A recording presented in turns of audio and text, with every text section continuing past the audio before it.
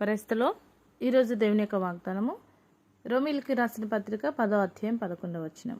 ఆయన యందు విశ్వాసం ఉంచి వాడెవడను సిగ్గుపడడు. దేవుడి వాక్యం దీవించును గాక. ఆమేన్. అవునండి, దేవుని యందు ఎవరైతే విశ్వాసం ఉంచుతారో వారు ఏ విషయంలో కూడా సిగ్గుపడరు అని దేవుడు ఈరోజు మనతో మాట్లాడుతున్నాడు. నీకు సిగ్గుపడే పరిస్థితులు వస్తాయని నువ్వు అధైర్యపడుతున్నావా, కృంగిపోతున్నావా, భయపడుతున్నావా? దేవుని యందు విశ్వాసం ఉంచు ప్రియకుమార్తె. ఆయన యందు విశ్వాసం ఉంచువారే మాత్రం సిగ్గుపడడు. ఆయన యందు విశ్వాసం ద్వారా అనేకులు వారి జీవితంలో కార్యాలు పొందుకున్నారు. నువ్వు విశ్వసించినప్పుడు నీ జీవితంలో గొప్ప కార్యాలు ఖచ్చితంగా జరుగుతాయి.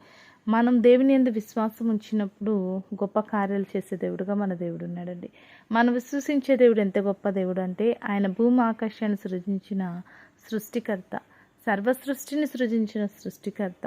ఆయనకు అసాధ్యం అంటూ ఏమీ లేదు. నీకున్న ప్రాబ్లమ్స్ను, నువ్వు పడబోతున్న ప్రతి పరిస్థితి నుంచి కూడా దేవుడు నిన్ను తప్పించగలడు, విడిపించగలడు, రక్షించగలడు. కాబట్టి ఏ విషయం బట్టి అధైర్యపడక, కృంగిపోక, నిన్ను సిగ్గుపడని దేవుడు నీకున్నాడని గ్రహించి ఆయన యందు విశ్వాసం ఉంచి ఆ విశ్వాసం ద్వారా దేవుడిచ్చే గొప్ప ఆశీర్వాదాలు పొందుకో. అటు రీతిగా ప్రతి ఒక్కరిని దేవుడు దీవించునుగాక. ఆమేన్. ప్రార్థన చేసుకుందామండి.